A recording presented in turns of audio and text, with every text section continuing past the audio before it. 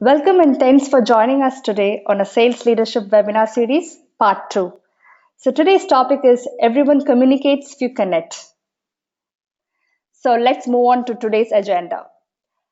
Last week, Mr. Israel explained us the principles, the theory of connection. Today, he will explain us on how to develop the crucial skill of connection from John Maxwell's book, Everyone Communicates, Few Connect. I'll go ahead and now let Mr. Greene take over from here to start the webinar.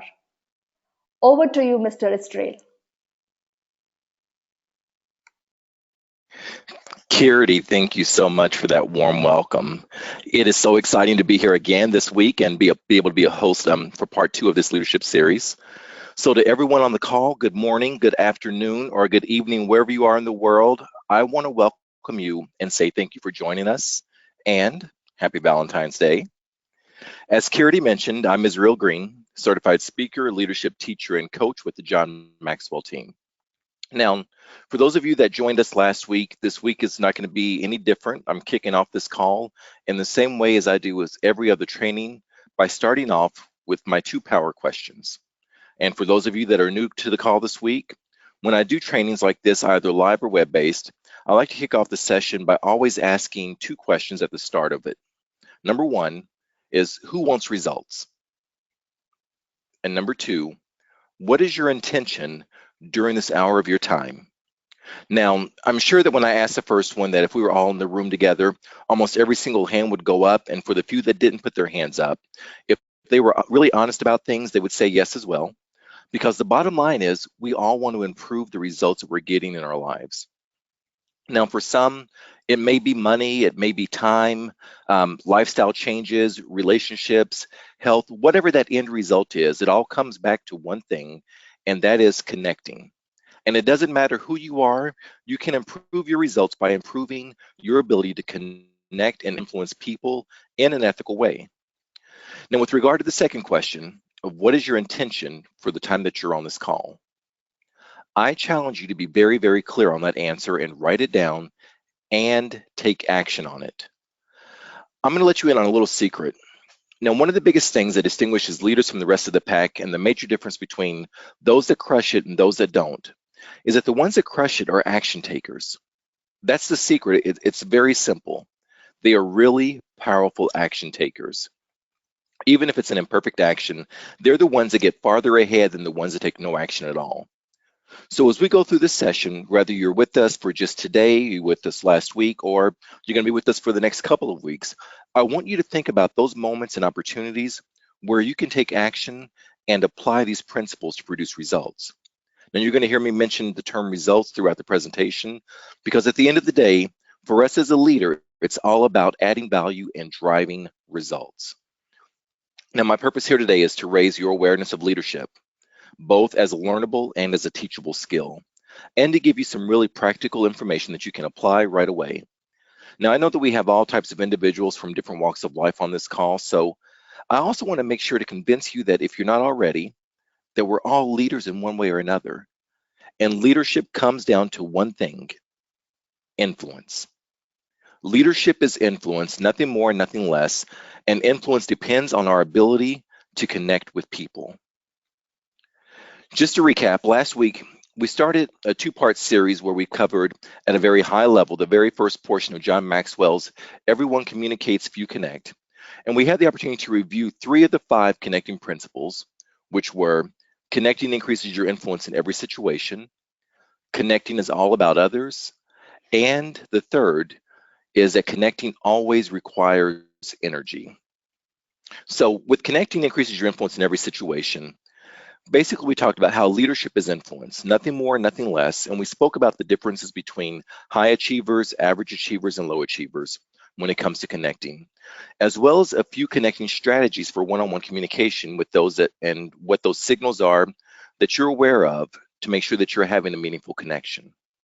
The second piece was connecting was all about others. We spoke about the 3 main reasons that people focus on themselves versus focusing on their team members. And equally as important, the 3 connecting questions that every single person is asking of themselves when choosing whether or not if they should follow you.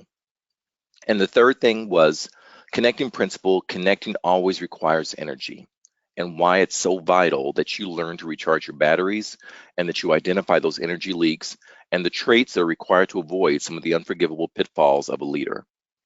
So this week, we're going to be covering 3 of the connecting practices that go along with those principles, and you can tie those together to produce the results that you need.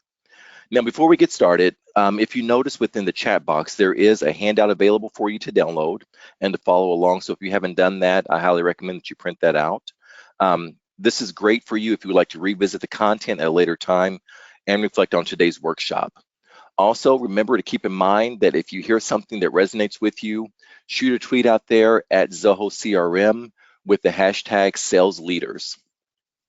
All right, jumping right in. So connecting practice number 1. Connectors connect on common ground. Now, if there were a master rule or practice above all others that will open the door for you to connect, it's the ability to find common ground. Keep in mind, these principles and practices are universal, and they're not just specific to business.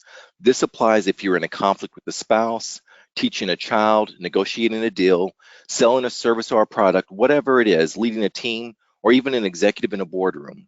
To connect on common ground, the first thing you will need to do is to shift your focus. It's difficult to find common ground with others when the only person you're focused on is yourself. Now, if you recall, one of our initial principles that we covered in the connecting is all about others. Connecting and self-focus, the two do not go together. It reminds me of a story of the lady that was disappointed with the result of her husband's eye surgery. And basically, she was talking to her friend, and she told her friend, "We spent over $4,000 on LASIK surgery for his eyes, and he still can't see things from my point of view." We can't communicate based on our perspectives. We have to understand and acknowledge that not everyone feels like you feel, not everyone thinks like you think, or not everyone communicates like you communicate. Terry Felber, he wrote a book called Am I Making Myself Clear? And in it, he says that people have different representational systems based on the 5 senses. And basically, this provides the primary basis for their thoughts and their feelings. For example, if several people walked on the beach together, their recollections of the experiences would be very different based on the representational system. One might remember how the sun felt on their face, another might remember the smell of the salt from the water, another one might be thinking about how vivid the sunset was or how blue the ocean was against the sun, and someone else may remember the sound of the waves crashing or the birds in the background. His point is that each of us creates a framework for the way that we experience life and the way that we process information. And if you can pinpoint how those around you experience the world and really try to experience the same world that they do, you'll be amazed at how effective your communication will become with them. Now, take a moment and think about when you're having a conversation with those around you, particularly challenging conversations, with team members or with those that you're close to, and recollect on a language that they're using. Do they use phrases like high visual phrases, such as "it looked like it might rain," or "the way I see it," or "do you see what I mean?" Or were they more based on feelings? "It felt like such a special day." Or perhaps it was more of a listening-based approach. "It sounds to me like," or "I hear what you're saying." You see, these are all cues that will help you identify the representational system and allow you to communicate in a way that they will be more likely to resonate with them. The end result is being able to have a clear message to them, having them understand that message, and buy into the vision and carry out that vision. Now, it's not rocket science that all positive relationships are built on common interests and values. They build upon agreement, not disagreement. But if that's true, why is it that so many people neglect to seek out common ground and build upon it? Well, there are a few reasons that we found, and here are probably the top 4. The top 4 barriers that often keep us from connecting on common ground are assumption, arrogance, indifference, and control. Now, the assumption barrier basically says, I already know what others know, feel, and want. So all of a sudden, our attention and our energy are focused on the wrong things, and our influence decreases at that point. Now, remember for a moment that leadership is influence. It's nothing more, nothing less. It's been said that all miscommunication are a result of differing assumptions. One of the biggest mistakes that people make is that they generalize, and we all do it without thinking about it. It's like our second nature. Sometimes we just can't help it. We see someone that looks a certain way, or their particular race, a particular gender, or faith, or any other factor, and we automatically assume. And when we do that, we stop paying attention to the person. And all of a sudden, we start missing clues that would help us to find and reach a common ground with that individual. And then all of a sudden, our goals go out the window. We have to be very careful to not make generalizations and instead make observations. Inevitably, it will save us a lot of embarrassment. The other piece is arrogance. Now, the arrogance barrier says that the person that has the arrogance says, I don't need to know what others feel, know, or want. Because you know what? It's not about them. I don't care about them. It's all about me. I'm the leader and they need to come to me. You cannot build a relationship with everybody in the room when you don't care about anybody in the room. The third barrier is indifference. Indifference, plain and simple. This barrier says, I don't care. I simply do not care. I don't care to know what others know, feel, or want. Having a leader or being a leader that is indifferent is much like not having a leader at all. In fact, they do more harm than good to an organization. And the fourth barrier is control. I don't want to know what others feel, know, or think, because at that point I lose control and I may share some information that makes me vulnerable. Who's ever had a control freak as a boss? Just a quick yes. If you've had a control freak as a boss, they don't delegate, they don't hoard the knowledge, they hoard the resources, and they stifle your growth. If you've had a control freak as a boss, let me see you type yes in the chat window. Control freak as a boss.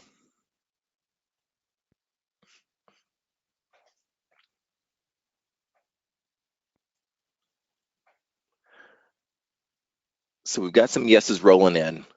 So I know that I've experienced this. Common ground is a two-way street.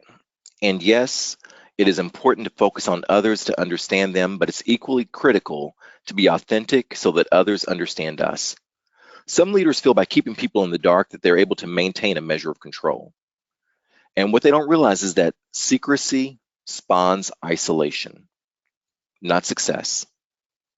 Secrecy spawns isolation and not success. As a leader, and this is a mistake that I made many times earlier in my career, but as a leader, if you explain the why and the reason behind a particular decision, it not only helps others to understand the purpose, but it also allows them to buy into the vision and be a part of it. You have to let them understand the why you're doing something. From there, you can work together. You cannot establish common ground if you refuse to let anyone know who you are or what you believe in. Now, one of the greatest action items that you can do for yourself is to contribute to your personal growth, and is at the end of the day, reflect. I hope that you'll take the time after this webinar to revisit some of the content, and as you do, I want you to ask yourself these questions that are specific to these barriers, and if you've ever demonstrated any of them, and there's no shame if you have. Take the time to reflect and think back to situations when you may have jumped to a conclusion, either about a person or someone's behavior, and it wasn't actually a reflection of the truth and the negative implications that it had on your relationship with that individual. Do this with all of the barriers, because what you're going to find is just how much of an impact that this is going to be having on those situations that you're in. So many will argue that the ability to connect is a skill, and yes, some may be better at it than others, absolutely. But connecting is a choice, and it's a mindset, and it can be learned. So if you want to increase your odds of connecting with others, there are 8 specific things, very, very easy things that you can do to increase the likelihood of that. Number 1 is availability, making yourself available. I will choose to spend time with others. Finding common ground takes time. What we say is not the whole of the situation. What it means is that the fact that we will make ourselves available to people and that we're just not trying to get a point across, but we're trying to connect with them mentally, emotionally, physically, and spiritually. A good friend of mine, Laura Schwartz, she wrote a book called Eat, Drink, and Succeed. And in this book, she mentions focusing on the moment and viewing that moment not as optional, but as an opportunity. Look at each moment when you can as an opportunity to connect. When you have 5 minutes of downtime, come out of your office, chat with your teams, invite the person out to coffee, or if you don't have lunch plans, ask someone to walk with you to go get lunch. They may look at you a bit strange if you've never tried this before, but I promise you that it works. These moments will be more valued more than you can begin to imagine. The second one on the list is listening. I will listen my way to common ground. If you don't listen to others, you will never know what they're looking for. We have to remove that me first agenda. Unfortunately, I believe that social media has really aspirated this piece of things. With social media, we are so quick to want to get our point across that we rarely take the time to stop, read, and think about what the other person is thinking or where they're coming from or their point of view. And this is a point I write about in my book. Seek first to understand and then to be understood. Seek first to understand and then to be understood. When we do that, we increase the likelihood of finding common ground with others. Third on the list is asking questions. I'll be interested enough in others to ask questions. How many of you, when talking to someone, you just want them to get to the point? The most powerful question you can ask someone is why? Why do they choose to do something? Why do they make a certain decision? I mentioned last week about the form technique, and it applies here as well. For those that have a difficult time starting conversations with others, I would describe this technique as almost being magical. It's devised by an old Amway salesman, and he came up with this, and the acronym stands for FORM, form, and it stands for family, occupation, recreation, and message. Family, occupation, recreation, and message. Questions centered on those 4 key points will allow you to discover things about a person quickly. And not only that, but it's going to keep the conversation flowing and allow you to figure out where you connect with that individual so that you guys are able to find that common ground. The other piece is thoughtfulness. I'll think of others and look for ways to help them. It goes back to the random act of kindness that I spoke about. Acts of kindness and servanthood are more memorable than any words that you can share. Openness. I will let people into my life. Now, this is a pretty difficult piece for people to comprehend, understand, and adapt to because it requires a level of transparency and vulnerability. And let's face it, no one wants to be vulnerable. But once again, you cannot establish common ground if you refuse to let anyone know who you are or what you believe in. Likability. I will care about people. Plain and simple, if people like you, they will listen to you and follow you. If they don't, they won't. Humility. I will think of myself less so I can think of others more. People oftentimes mistake humility as an individual being weak, when in actuality, it's one of the strongest characteristics you can possess. Poet and journalist Alan Ross once said, "Humility means knowing and using your strengths for the benefit of others on behalf of a higher purpose." Humility is 2 things. Number 1, a capacity for self-criticism, and number 2, allowing others to shine. And last on the list is adaptability. I will move from my world to theirs. Connecting on common ground, you should be asking yourself, where are they? Great leaders go to where the people are and bring the people with them. Anytime that you're aware of a gap between you and the people with whom you're trying to lead, it's wise to try to move from in their world, mentally or physically, and then search for something in your own background and experience that they can relate to. Anytime you aren't sure about how to bridge that communication gap, begin with moving to where they are and seeing things from their perspective. One of the things that I would do when I managed my team is I would pick a day of the week and I would go sit on the floor with my team. And what this did is it allowed me to engage with them in their environment, hear feedback in real time, firsthand, and listen to what they experience on the phones, share in their team experience. If you've never done this or tried this exercise, I highly recommend it. You will most likely find that your team will see you in a different perspective when you do so. Adapt to them and don't expect them to adapt to you. There are 4 good questions that a leader and a connector should be asking of themselves when trying to see things from another's point of view. And they are, number 1, do I feel what you feel? Before asking, do you feel what I feel? Number 2, do I see what you see? Before asking, do you see what I see? Number 3, do I know what you know? Before asking, do you know what I know? And number 4, do I know what you want? Before asking, do you know what I want? You can know a lot about a person and still not understand him or her. If you really want to understand people, I mean truly, truly understand them and know what they want and their desire and how to motivate them and what is intrinsic in their being, then it requires going beyond just the head. It requires you to consider what's in their hearts. Now, those that were on the last week's call, you know that I went deep for a brief moment, and we're going to do the same thing here really quick. If you really want to get to know someone on a personal level, then there are 3 questions that will serve you well. Number 1 is, what do you dream about? Number 2 is, what do you sing about? And number 3 is, what do you cry about? What do you dream about? What do you sing about? What do you cry about? And if you're even on this call and you're lost in terms of, I don't know what my passion or my purpose is, this is a good way for you to be able to find that out as well and ask yourself those questions and write them down and think about them and give them a lot of thought. But if you know the answer to these 3 questions, you're going to find common ground and a source of their inspiration quicker than if you didn't ask. Actually caring about someone and knowing what's in their heart is one of the fastest ways to get there. Now, these answers add the human element back into the mix of things, which has unfortunately been lost in business. And just like I mentioned last week, you are not in the consulting business, you're not in the widget business, you're not in the telecom business, the healthcare business. As a leader, you are in the people business. It is all about people. So I want to do a quick check-in, make sure that you guys are getting something out of this. If you're getting something out of this, let me see you type yes in the comment box, making sure that this is some valuable content for you and that you guys are still with me. In fact, let's do a quick poll.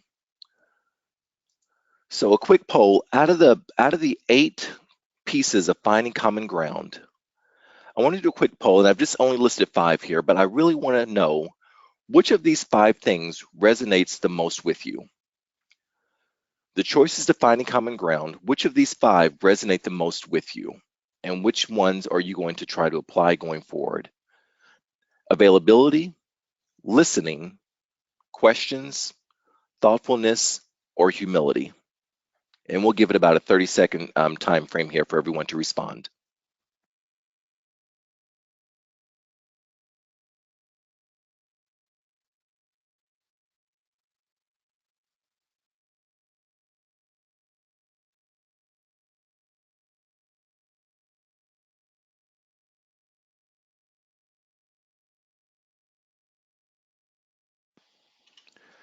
All right, we'll give it about another 15 seconds.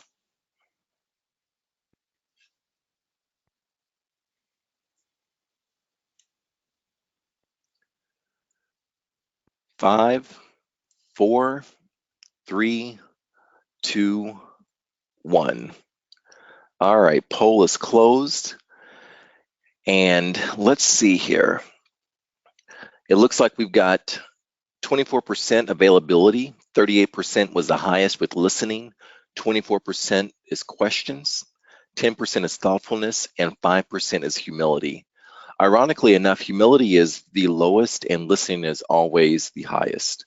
But it's very good just to kind of reflect and see where we need the most work. And we also had some answers in the chat box as well. We had listening, most availability, and listening as well. So good stuff. All right. So going back into this, finding common ground is basically one of the easiest things to do once you discover how and putting in the work. Being involved in sales, I've really learned to appreciate this practice. And I've even renamed it the breaking resistance and building rapport practice. And here's a little strategy that I use that I've used time and time again when I did sales calls and even now When I do sales calls, I have a pitch book. And this pitch book, I've got one that's in electronic format and one that's a hard copy. And in this book, it highlights my services, my pricing, case studies, reference letters, my speaker one sheet, all these different things. And I have this book both electronically and hard copy. And one of the things that I do is on the front cover, when I open it up, I have an image of my daughter inside the cover. And I open it up to that image. And when I do that, what ends up happening is a conversation begins. And a question is generated like, is that your daughter? And all of a sudden, dialogue is started between me and that individual. And within seconds, it removes the tension and the high pressure business feel from the room. And it makes us just two humans in the room chatting. Now, the next thing you know, we're talking about our families, and all of a sudden the resistance is lowered. And between me and that prospect or the client, we have connected on common ground, and we've begun building rapport. And that's why I call this breaking resistance and building rapport. So as I go through this, I now have an intro the next time that we chat because I'm able to ask about his or her family, and then we can go for anything where there's a common experience. So it doesn't just have to be applied to children, but this opens doors like you would not believe. Now, some of you on the call may be thinking, well, I don't have any children, so this wouldn't even work for me. And some of you may have fur babies, and that's totally fine. It works the same as fur babies as well. So just take a picture, post it into your pitch book of whatever your favorite pet is, and basically it's going to have the same impact. Now, I will caution you though, if you're one of these individuals that has quite a few fur babies, I would recommend taking a photo of your favorite one or two and post those, because it can go from connecting to creepy very quickly, going from that to this.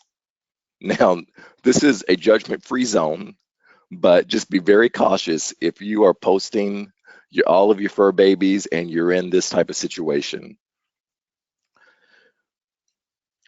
My point is, it takes time to find out what the common ground is between you and that individual and use it as a starting point. Do the homework. It can be that you went to the same school, have the same certifications, similar recreational interests and backgrounds. Whatever it is, you've got to be observant and find that out and weave it into the conversation so that you're able to insert that human element back into the position. And that way you're able to position yourself ahead of your competition, or better enhance your relationship with members on your team. So connecting principle number 2 is that connectors inspire people. Connectors inspire people. How do we inspire people? There's an inspiration equation that I like to refer to. If you want to be inspired and inspire people, it'll help if you follow this simple equation. Number 1, what people know plus what people see plus what people feel equals inspiration. What people know plus what people see plus what people feel equals inspiration. So if what people know is part of an inspiration, what do I need to convey to them to help them become inspired? And there are a couple of things. Number 1 is that you understand them and you're focused on them. It's inspiring to a person to know that they are the object of your affection and that you are there for them. So they need to know that you understand them and that you're focused on them. Secondly, they need to know that if you're going to inspire them, that you have a high expectation of them. Steve Jobs said, management is about persuading people to do things they do not want to do, while leadership is about inspiring people to do the things they never thought that they could do. It's a pretty powerful statement. Management is about persuading people to do the things they do not want to do, while leadership is about inspiring people to do the things they never thought that they could do. People need to know that you value them, but people need to know that you have a high expectation of them as well. Now, listen to me for a moment. There's a direct correlation. There's a relationship between you thinking highly of a person and them responding positively to you and to that belief. The number you put on that head of as a connector is the number that they're going to shoot for in return. So if I think highly of you and communicate those expectations to you, say that I give you an expectation of a level of a 7 or an 8, and I communicate that effectively to you, the likelihood of you returning that output back to me at that high level has highly increased. What do they need to see in the area of inspiration, of motivation? They need to see your conviction or your passion. How do you connect with people? It's simple. Actually speak about and teach about what you believe in. If you don't believe in something, then simply don't pass it on. It plain and simple. And I am adamant about that. Speak about what you believe about. What do people need to see? They need to see your example. The mediocre teacher tells, the good teacher explains, and the great teacher demonstrates. The mediocre teacher tells, the good teacher explains, the great teacher demonstrates. Then what do people need to feel? People need to feel your confidence in yourself and in them. If you really want to connect, they need to feel that you have confidence in yourself. Think about it for a moment. Say that you're out in battle. Who would follow a leader up a hill if you told them to charge up that hill and you demonstrated a level of insecurity and not knowing? No one wants to follow a leader like that. There's another thing that people need to feel, and that is they need to feel your gratitude towards them and your gratitude for them. They need to realize that you are grateful to them and that you value what they've done in the organization or just in your life period. Think about those that we've had greatest impact in our lives and how they've helped you achieve, what they've helped you achieve, and just how they helped you overall. The things that I'm referencing right now, gratitude, value in people, these are all things that will help you connect and increase the likelihood that your team will follow you.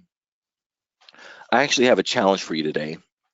I would like for you to think about this and pick someone from your past, someone that you're grateful for that's had some level of impact in your life, and just write a thank you note to them, preferably handwritten, but it can also be an email because I know people are busy. But just take a moment, just out of the blue, write a thank you note to them.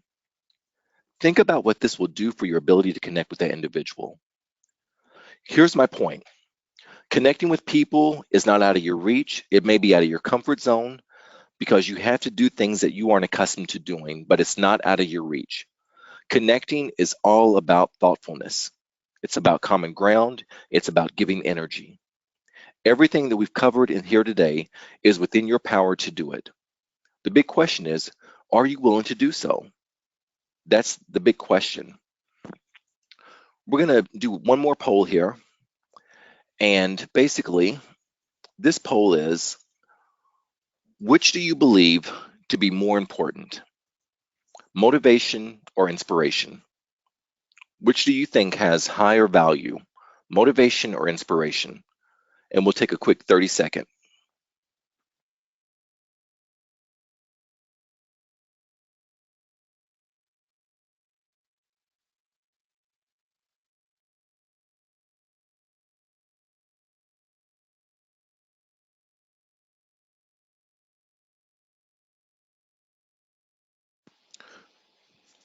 Give it another 10 seconds. 5, 4, 3, 2, and 1. And we'll close this one out. So the results, 65% of people said inspiration and 35% said motivation. 65% believe that inspiration is more important than motivation. There are two very distinct differences between the two. And many times people view them as the same, but they are actually not. So the difference is motivation is outside in, and it relies on an exterior incentive to induce higher levels of performance. Think about giving someone a bonus that's going to motivate them to jumpstart them. It's effective in creating like a short burst of performance and improvement. But inspiration, on the flip side of that coin, is inside out, and it comes from within, and it delivers a much higher performance level and resourcefulness ongoing for a far more sustainable time. Now, obviously, it depends on the situation at which times you want to use, which ones, of course. But for me personally, any given day of the week, I would much rather be a leader who inspires than one who motivates, because I want my impact to be long-lasting. So connecting principle number 3, Connectors live what they communicate, and this is the credibility practice. The practice is an absolute essential, and I'm closing with it because I want it to be fresh on your mind. Credibility is the currency for a leader. I'm going to say that again. Credibility is the currency for a leader. With it, they are solvent, and without it, they are bankrupt. When you're dealing with a new hire or a new person in your life, you've got to keep this in mind. Any new person on your team, as they're getting to know you, that credibility is the currency that you're going to have with them. Now, for the first 6 months, communication overrides credibility. As you're getting to know someone, for the first 6 months, communication overrides credibility. After 6 months, credibility overrides communication. Now, what I'm saying is that if people don't know you well and you get up to speak to them or you have an individual conversation at lunch, there's a tendency to just accept your words at heart. Plain and simple, they trust you. Now, after they've known you for a while, say that they partially buy into it, but at about that 6-month mark, all of a sudden it changes. At the 6-month mark into a relationship, when you're trying to really understand, communicate, overcome conflict, and connect with people, there's an emotional shift that takes place in those that you're trying to connect with. All of a sudden, it goes from the words that you say to the life that you live. At that 6-month mark, it goes from the words that you say to the life that you live. And the weight now is not in what you say, but what you do. And all the words that you hear, that they hear you say, either have heavier weight because they now have that through the actions of your life, or they're lessened in their weight because the life and the words do not match. Now stay with me for a moment. After about 6 months in a relationship, words are overvalued and actions are undervalued. What we have to understand about connecting with people, when they know us, when they really get to know us, what we say is always going to be evaluated to the grid of who we are. And that's why I say that credibility is the currency that connectors have, and it's the currency that leaders have. So here's a quick credibility checklist. And the credibility checklist is going to help you apply this practice. Number 1, have I connected with myself? And these are questions that you should be asking of yourself on an ongoing basis. This relationship that we have with others is largely determined by the relationship we have with ourselves. In other words, if I haven't connected with myself, then I cannot connect with you. It's impossible for a person who doesn't understand himself to understand people. And it always starts with ourselves. Credibility equals connection. It's an inside job. We see people not as they are, but we see people as we are. In other words, I have to be right seeing myself, or I'm going to be wrong in seeing others. One of the biggest questions that I get from people whenever I do conferences and webinars and things like that is, what is the most difficult thing about leadership? And it's a common question that I get constantly. And my answer is always the same: self. Self-leadership is the most difficult thing because we have blind spots. And we simply can't see ourselves as we are, especially when dealing with people. We're often challenged and we struggle because we have these things called blind spots that prevent us from seeing things as they truly are. So when we deal with people, we judge ourselves based on our intentions, whereas we judge others based on their actions. We judge ourselves based on our intentions, but we judge others based on their actions. And this is all due to blind spots. Second on the checklist is, have I made right my wrongs?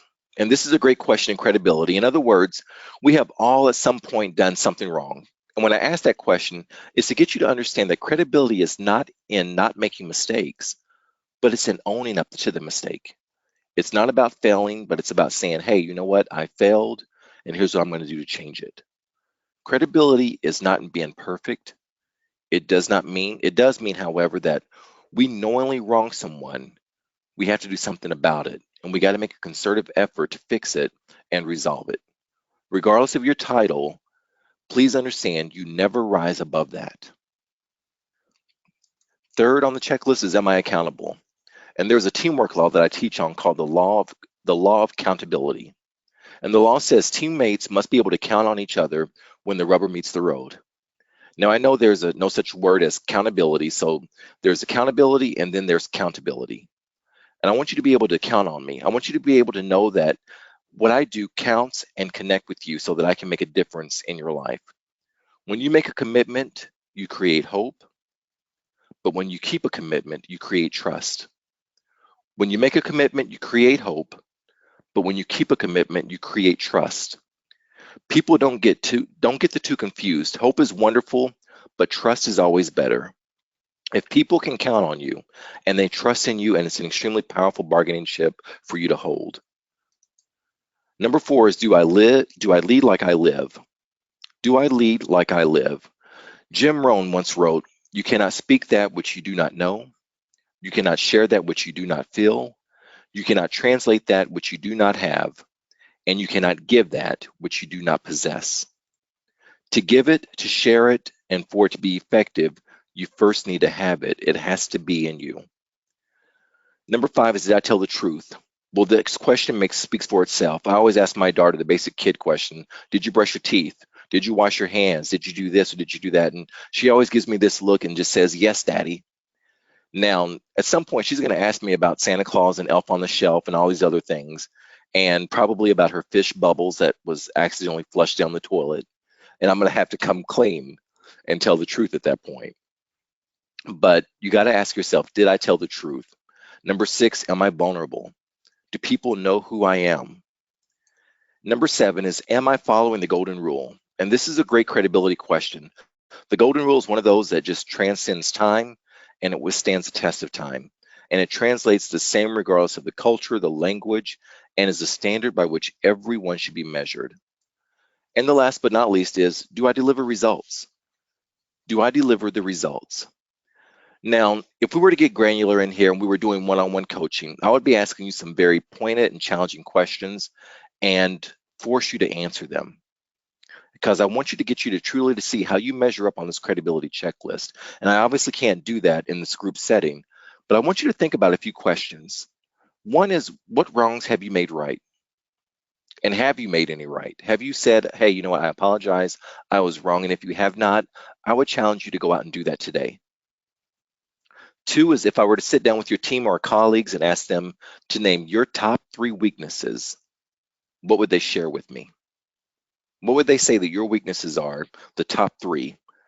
And write those down and see if your weaknesses that you believe in yourself line up to those 2. The third thing is, what do you ask your people to do that you have never done yourself?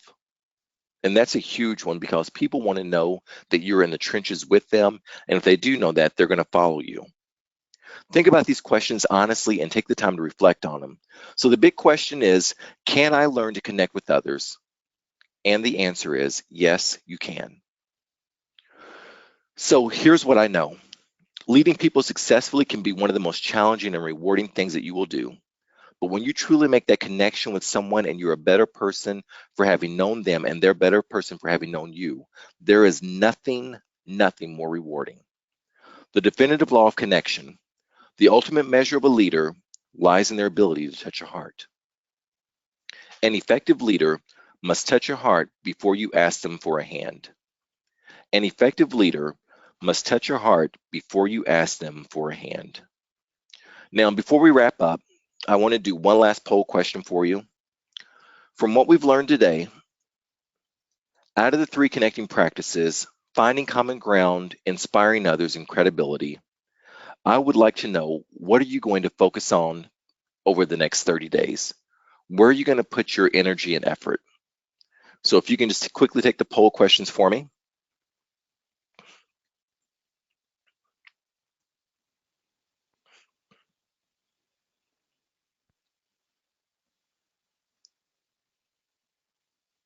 We've got a few still more rolling in. Finding common ground, inspiring others, and credibility. Where is your focus going to be over the next 30 days to help you better connect with your teams and drive more efficient results, increase sales, improve your relationships at home? Where is that level of effort going to be? All right, closing it down in 10 seconds.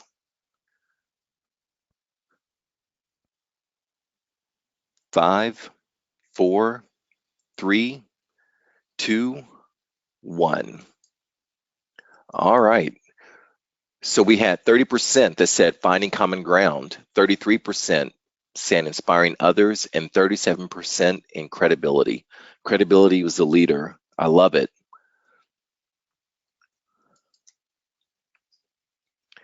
So we're just about out of time. So we're going to have to leave this here, but hopefully we've covered some good information for you. Hopefully you've sent out some good tweets that you've connected with within the presentation and that you found interesting, and some ideas that you can use right away.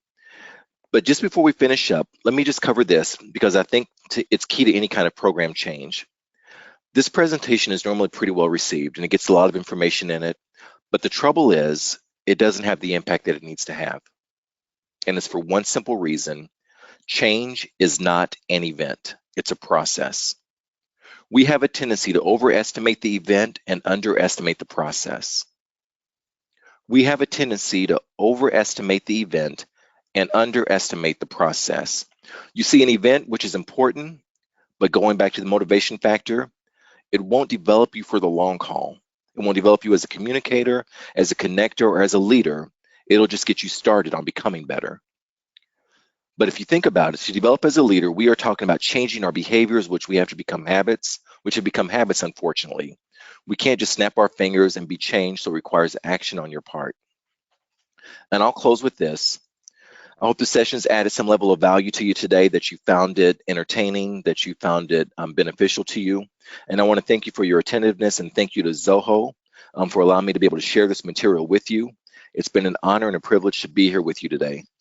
If you have an interest in bringing any of this content that you've heard here today into your organization, or you would like to learn more either about myself or the John Maxwell program, you can find my information here at the bottom right-hand corner. Please feel free to email me at info@israelgreene.com. Also, if you're not already done, please take a moment, tweet out one takeaway from today's session to @ZohoCRM and hashtag leaders or sales leaders for an opportunity to win a prize. I want to thank you again, and I look forward to chatting with you next week for our upcoming session on how to be a real success, where we'll be covering relationships, equipping, attitude, and leadership. And at this time, I want to open it up to questions. Thank you, Israel, for presenting connecting practices. So now we have come to the end of the webinar. We hope you found it useful. So as Israel mentioned, don't forget to post your tweets for a chance to win a surprise. Make sure you tag us at Zoho CRM and use hashtag sales leaders. So now we are open up for questions. So please post your questions in the comment box, and Israel would love to answer those. Great. So I'm going to start one with here. I've got Dallin. I hope I'm saying that name correctly. Ask the question: can you connect with someone who is not willing to do any of these things we discussed today? And the answer is absolutely. It's going to require much more effort. I don't know if you were on the session last week, but connecting requires energy. And it's going to require a lot more legwork on your part. So there are going to be things where you just have to try to find the common ground. And at some point, they're going to see that level of effort, but you got to find what they're intrinsically inspired by and they're motivated by. And once you're able to tap into that, you should be able to get them to move into your direction. Currently, I'm having trouble with a business partner and have not been able to find common ground and solve the problems we're having. Once again, I would try to take them out maybe to lunch or coffee. One of the techniques that I've used in that situation where I've ran in butted heads with someone either by my fault or where I didn't think it was my fault is I've gone and I've asked them for help. All of a sudden, asking someone for help, it lowers that barrier, because a person that feels like you need them, that suddenly shifts the dynamic. So I would recommend possibly trying that piece.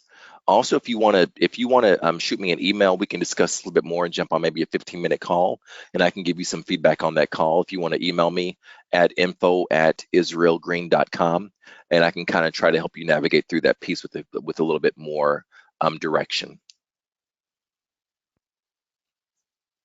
Tracy asks, are the webinars been recorded? Yes, they are, and they will be distributed out as well.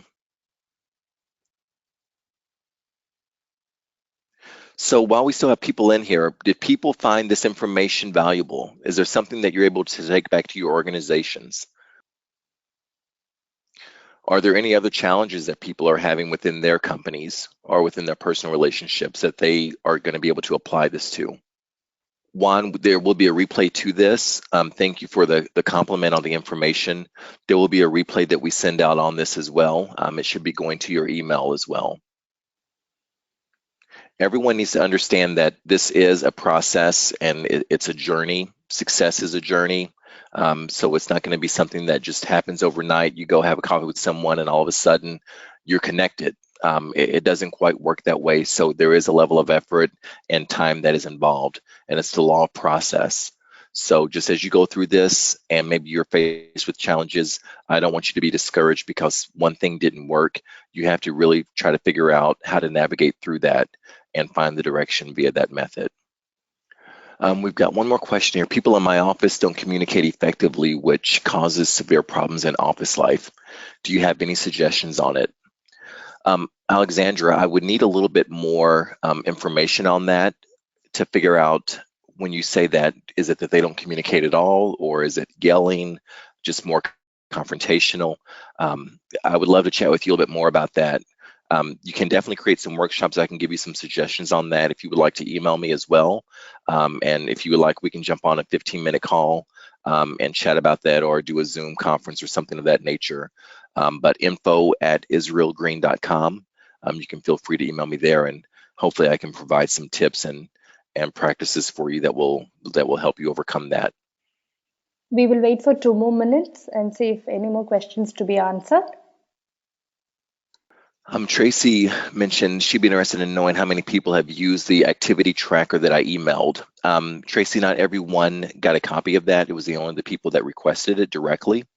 So not everyone received a copy of that. Also, the thing to remember is that the intent is that this activity tracker is not going to have an impact in 1 week. This activity tracker, this IPA is what she's referencing, income producing activity worksheet, is intended to be a measurable process over a period of time. So it's not just going to be one week and you pick it up and you're like, okay, great, it's a miracle just happened, I'm closing tons of deals. That's not the intent of it. It's mainly meant to put a practice together in a system that allows you to be successful over a longer period of time, and allowing you to measure those results and implement things in a systematic approach, which minimizes waste and increases efficiencies. But great question.